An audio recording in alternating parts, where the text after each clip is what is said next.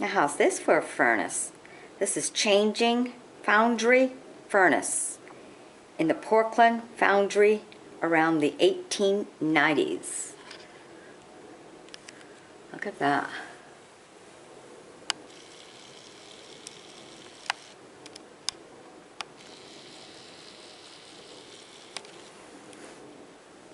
Kind of cool, really. Few main iron furnaces produce iron directly from one.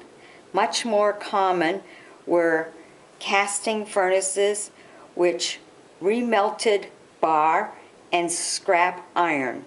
By 1850, more than 50 of these type furnaces were used in Maine to make parts for stoves, agricultural tools, and machinery.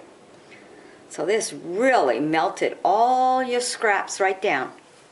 One of these furnaces. How's that, huh?